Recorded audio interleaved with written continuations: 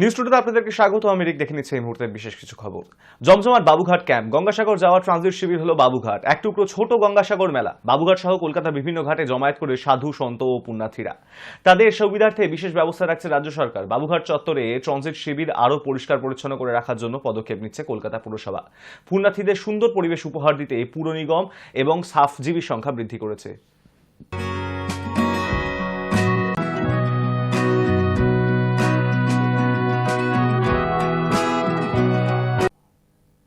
বিষাক্ত স্যালাইনে প্রসূতির মৃত্যুর অভিযোগে আরও অসুস্থ 3 প্রসূতি।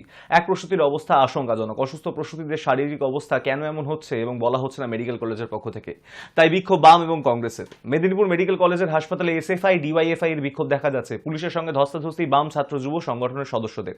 এছাড়াও মেদিনীপুর মেডিকেল কলেজে গিয়ে বিক্ষোভ দেখান কংগ্রেস কর্মীরা।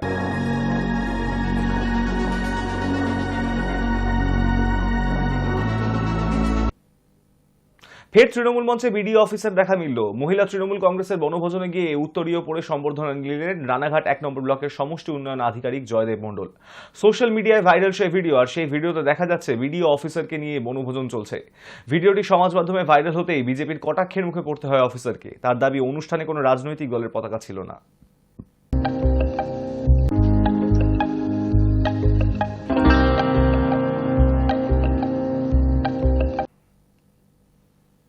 গার্ডেন রিচে জল সরবরাহ বন্ধ রাখবে কলকাতা পুরসভা। আগামী 18 তারিখ গার্ডেন রিচ থেকে জল উৎপাদন ও সরবরাহ বন্ধ রাখা হবে। টালা পলতার পর এবার গার্ডেন রিচে জল সরবরাহ বন্ধ রাখবে কলকাতা পৌরসভা। আগামী 18 তারিখ গার্ডেন রিচ থেকে জল উৎপাদন এবং সরবরাহ বন্ধ রাখা হবে। কলকাতার মেয়র ফিরহাদ হাকিম জানিয়েছেন, আগামী 18 জানুয়ারি সকাল 9টা থেকে জল সরবরাহ বন্ধ থাকবে। পানীয় জল সরবরাহ ফের চালু হবে পরদিন সকাল 6টা থেকে। জল উৎপাদন কেন্দ্রে জরুরি মেরামতের জন্য এই পদক্ষেপ নেওয়া হয়েছে।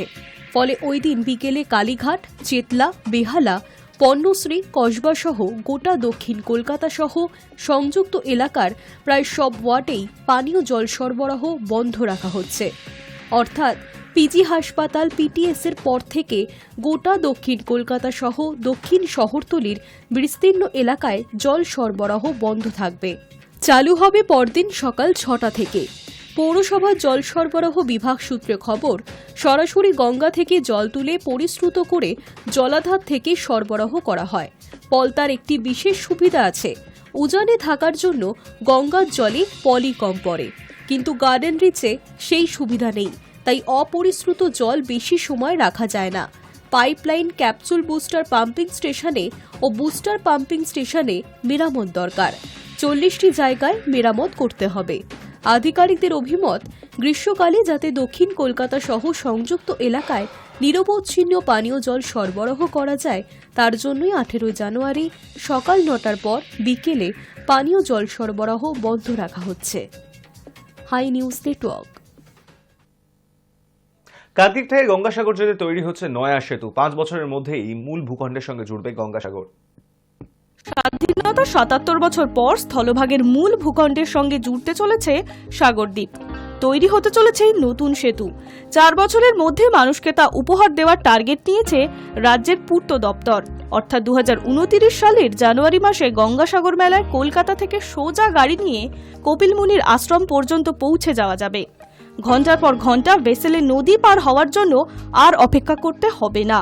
1460 দিনের মধ্যে সেতু কাজের সময়সীমা বেঁধে দিল রাজ্য সরকার। একদিকে কাকদ্বীপ, মুড়িগঙ্গার অপর প্রান্তে কচুবেড়িয়া এবং মুড়িগঙ্গার ওপরই 4 কিলোমিটার দীর্ঘ সেতুটি নির্মাণ হবে। এ কাজে রাজ্যের কোষাগার থেকে খরচ হবে প্রায় 1439 কোটি টাকা। প্রসঙ্গত, এই সেতু তৈরির কথা ছিল কেন্দ্রীয় সরকারের। প্রায় 6 বছর আগে প্রস্তাবিত তাজপুর বন্দরের অংশীদারির কথা বলেছিল রাজ্য সরকার, যার পরিবর্তে কেন্দ্রকে এই সেতু তৈরি করে দেওয়ার প্রস্তাব দিয়েছিলেন মুখ্যমন্ত্রী মমতা বন্দ্যোপাধ্যায়। এই প্রস্তাবে সাড়া দিয়েও শেষ পর্যন্ত কোনো ইতিবাচক পদক্ষেপ নেয়নি কেন্দ্র। ফলে সাগরদ্বীপের সাধারণ মানুষের পাশাপাশি প্রতি বছর গঙ্গাসাগর মেলায় আসা কোটি কোটি পুণ্যার্থীদের কথা ভেবে রাজ্যের কোষাগার থেকে টাকা খরচ করে এই সেতু তৈরির সিদ্ধান্ত নেন মমতা বন্দ্যোপাধ্যায়। গত বছর গঙ্গাসাগর মেলার প্রস্তুতি দেখতে গিয়ে রাজ্যের খরচে সেতু নির্মাণের ঘোষণা করেছিলেন তিনি। পূর্ত দপ্তরের টেন্ডারের বিজ্ঞপ্তি অনুযায়ী কাজ শেষ হওয়ার পর টানা 10 বছর নির্মাণকারী সংস্থার ওপরই সেতু রক্ষণাবেক্ষণের দায়িত্ব ন্যস্ত থাকবে। আগামী 4 বছর ফেব্রুয়ারির মধ্যে দরখাস্ত জমা দিতে হবে। 6 তারিখ তা খোলা হবে। প্রসঙ্গত 60 পাতা ডিটেইলড রিপোর্টে বলা হয়েছে 4 লেনের হবে গঙ্গাসাগর সেতুটি। মোট খরচ ধরা হয়েছে 1,438 কোটি 62,34,658 টাকা। ইতিমধ্যেই প্রায় 150 বাসিন্দাদের কাছ থেকে জমি কেনার জন্য তাদের নো অবজেকশন সার্টিফিকেট সংগ্রহণ করেছে জেলা প্রশাসন। বাসিন্দারা কত টাকা পাবেন সেটাও প্রাথমিকভাবে ঠিক হয়ে গিয়েছে। এবার টেন্ডার ডাকার বিজ্ঞপ্তি জারি হতেই আরও এক ধাপ এগোলো মুড়িগঙ্গা নদীর ওপর গঙ্গা সেতু নির্মাণ প্রক্রিয়া। রাজ্যের এক আধিকারিক জানিয়েছেন এটি হলো মুখ্যমন্ত্রীর স্বপ্নের প্রকল্প। উনি এবার গঙ্গাসাগর মেলার প্রস্তুতি দেখতে গিয়ে এর শিলান্যাসও করতে পারেন, এই ধরে নিয়ে কাজ এগোচ্ছে। কেন্দ্রীয় সরকারের সাথে আমার কথা হয়েছিল, একবার কোনো একজন মিনিস্টার আমাকে কথা দিয়েছিল যে তারা সেতুটা করে দেবে বলে। আমি 3-4 বছর তাদের দিকে তাকিয়েছিলাম, কিন্তু তারা করেনি। আমি এখন মনে করি গঙ্গাসাগরে যখন তারা 1 পয়সাও দেয় না, তারা কোনো দিনই দেবে না। সুতরাং যেটা করতে হবে সেটা হচ্ছে অনেক খরচার থেকেও, আর্থিক সংকট থাকলেও মুড়িগঙ্গা ব্রিজের ওপরে গঙ্গাসাগর সেতু তৈরি করার প্রয়োজন আছে। এটাকে সার্ভে করে ডিপিআর হয়ে টেন্ডারও হয়ে গেছে, অনেকটা কাজ আমরা এগিয়ে দিয়েছি। High news Network. পরপর 2 রবিবার বন্ধ থাকবে ইস্ট ওয়েস্ট মেট্রো। শুক্রবার এই নিয়ে বিজ্ঞপ্তি প্রকাশ করল মেট্রো। ইন্টারলকিং এর কাজের জন্য সল্টলেক সেক্টর 5 থেকে হাওড়া ময়দান পর্যন্ত লাইনে আগামী 2 রবিবার কোনো মেট্রো চলবে না। পরপর 2 রবিবার বন্ধ থাকবে ইস্ট ওয়েস্ট মেট্রোর হাওড়া ময়দান এসপ্ল্যানেড পরিষেবা। শুক্রবার এই নিয়ে বিজ্ঞপ্তি প্রকাশ করা হয়েছে মেট্রোর তরফে। জানানো হয়েছে 12 এবং 19 জানুয়ারি মেট্রো চলবে না এই রুটে। রবিবার এমনিতেই এই লাইনে শিয়ালদা সেক্টর 5 এর মধ্যে পরিষেবা বন্ধ থাকে। আধিকারিকরা জানাচ্ছেন ইন্টারলকিং এর কাজের জন্য সল্টলেক সেক্টর 5 থেকে হাওড়া ময়দান পর্যন্ত লাইনে আগামী 2 রবিবার কোনো মেট্রো চলবে না। যেহেতু রবিবার অফিস যাত্রীদের চাপ থাকে না এবং নিত্যযাত্রীদের চাপও খানিকটা কম থাকে, তাই রবিবার দিনই পরিষেবা বন্ধের সিদ্ধান্ত নেওয়া হয়েছে। জানা গিয়েছে ওই দুদিন কমিউনিকেশন বেস ট্রেন কন্ট্রোল বা সিবিটিসির পরীক্ষামূলক প্রয়োগ চলবে। হাওড়া ময়দান থেকে সল্টলেক গোটা অংশে ইন্টারলকিং সফটওয়্যার ও হার্ডওয়্যারের কাজ হবে। বউবাজারের বিপর্যয় সামনে দ্রুত গতিতে এখন এগোচ্ছে এসপ্ল্যানেটের সঙ্গে শিয়ালদা অংশ সংযুক্ত করার কাজ। লাইন পাতার পর তৃতীয় লাইনে বিদ্যুৎ সংযোগও দেওয়া হয়েছে।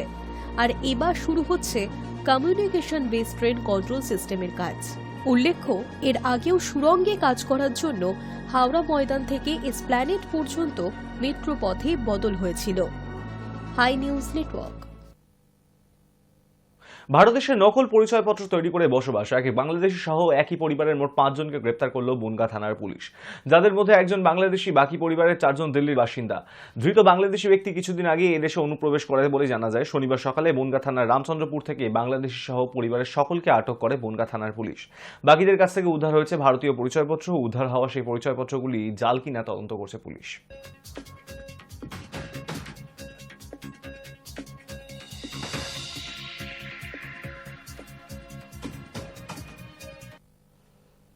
মোটরবাইক ও ডাম্পারের ধাক্কায় গুরুতর আহত 2। শনিবার সকালে মুর্শিদাবাদ কান্দি মারুয়া মোড়ে এলাকায় ডাম্পারের ধাক্কায় আহত 2। জানা গিয়েছে আকুন্দি গ্রাম থেকে কান্দি শহরে ডাক্তার দেখাতে আসছিলেন প্রকাশ ঘোষ এবং তার শাশুড়ি জয়ন্তী ঘোষ। আসার পথে একটি ডাম্পার ধাক্কা মারলে আহত হন প্রকাশ এবং জয়ন্তী। গুরুতর অবস্থায় প্রথমে কান্দি মহকুমা হাসপাতালে এবং পরবর্তীতে বহরমপুর মুর্শিদাবাদ মেডিকেল কলেজ হাসপাতালে পাঠানো হয়েছে। অপরদিকে প্রকাশ ঘোষকে আহত অবস্থায় কান্দি হাসপাতালে ভর্তি করা হয়েছে। ঘাতক ডাম্পারটিকে আটক করেছে কান্দি থানার পুলিশ। বাইপাসের দিকে আসছিলাম, দোহালিয়া বাইপাস দিক থেকে একটা ডাম্পার ডাকবাংলা দিকে যাচ্ছিল। আমি পুরো আমার বাঁয়ের রাস্তা রেডিয়ামের পাশে ছিলাম, আমি একরকম কাঁচাতে। তার ডাম্পারটা এমনভাবে ডান দিকে টার্নিংয়ে চেপে দিয়েছে, আমি গাড়ি রুখতে পারিনি। এবার এসে আমাকে ও মেরেছে। বাইক আমরা 2 জন ছিলাম, আমি আমার শাশুড়ি মা। দুজনেই। শাশুড়ির একটা পা কেটে বাদ গেছে, আর একটা বাদ দিতে হবে। বহরমপুর ট্রান্সফার করা হয়েছে। বর্ধমান বিশ্ববিদ্যালয়ে লুকিয়ে আছে ইতিহাসের এক ভান্ডার, আর্ট গ্যালারি, যা সম্পর্কে কমই জানেন মানুষ। সেখানে আছে পাল সেন যুগের সংগ্রহশালা। উপাচার্য ব্রজকান্ত গুহের আমলে 1965 সালের 18ই আগস্ট পথ চলা শুরু হয় মিউজিয়ামে ঢুকলেই দেখতে পাওয়া যাবে লর্ড কার্জনের মূর্তি, সঙ্গে চোখে পড়বে সুন্দর ওয়াল পেন্টিং। ঘুরতে ঘুরতে চোখে পড়বে ক্লোরাইট, বেলে পাথর, সিস্ট পাথরের নানা মূর্তি। মিউজিয়ামের মেরামতির জন্য সরকারি সাহায্যের আশায় বিশ্ববিদ্যালয়ের ইনচার্জ।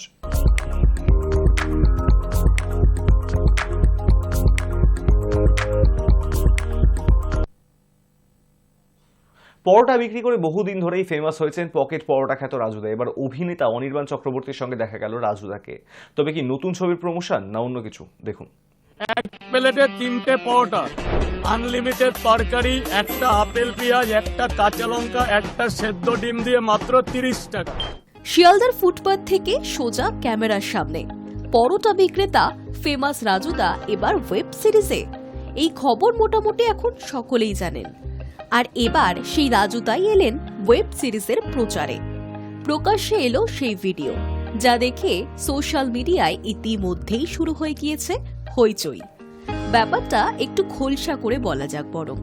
প্রকাশ্যে এসেছে অভিনেতা অনির্বাণ চক্রবর্তীর নতুন একেন বাবু সিরিজের একটি প্রচারের ভিডিও, যেখানে দেখা গিয়েছে সকাল সকাল কলকাতার রাস্তায় কচুরি খাবার আশায় হন্যে হয়ে ঘুরছেন অভিনেতা অনির্বাণ ওরফে একেন বাবু। অন্যদিকে রাজুদার পরোটার দোকানে উপচে পড়া ভিড়। সেখানেই এসে পৌঁছন একেন বাবু। 30 টাকায় 3টে পরোটা চেটে পুটে খেয়ে একেন বাবুর সে কি তৃপ্তি।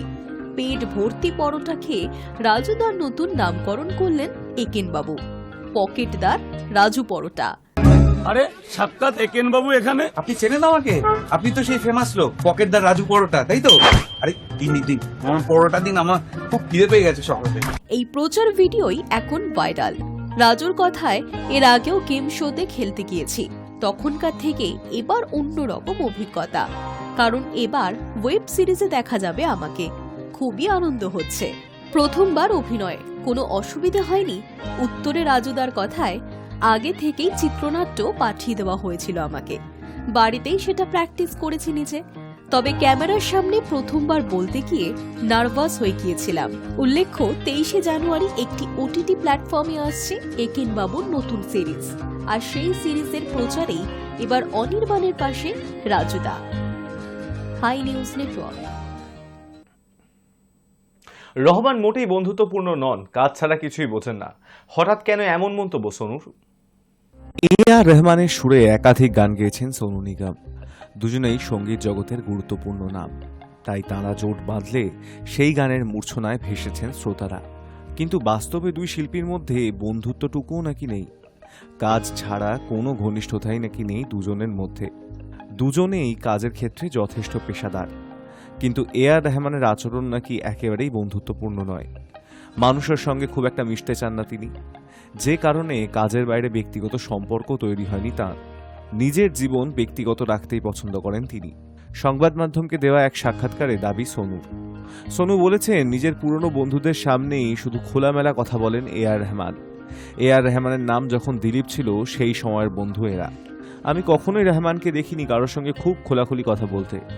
একেবারেই বন্ধুত্বপূর্ণ সম্পর্ক নয় তাদের। কাজ নিয়েই কথা বলেন তিনি, কাজেই ডুবে থাকেন।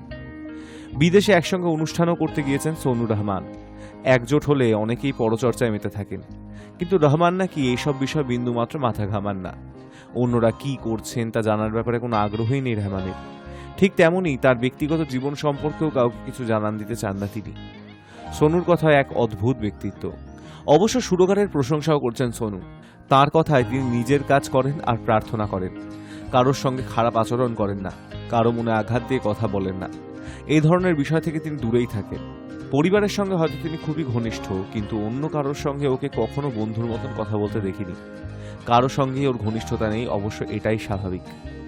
High news Network. সীমান্তে উস্কানি অব্যাহত। এবার কোচবিহারের মেখলিগঞ্জ সীমান্তে কাঁটাতার দিয়ে বাধা দিল বিজিবি ও বাংলাদেশ নাগরিকরা। যদিও সেই বাধা উপেক্ষা করেই কাঁটাতার এগিয়ে গেলেন ভারতীয় নাগরিকরা। বললেন, দেশ রক্ষার জন্য আমরা তৈরি। কাঁটাতার বসানো নিয়ে অশান্তি বিএসএফ এবং বিজেপির দাবি, ভারতীয় ভূখণ্ডকে জমিয়ে এখনও বিতর্ক বিরত বিষয়। সীমান্তে কাঁটাতার কেন? আপত্তি বিজেপির। অবাধে অনুপ্রবেশের সুযোগ করে দিতেই কি কাঁটাতারের আপত্তি?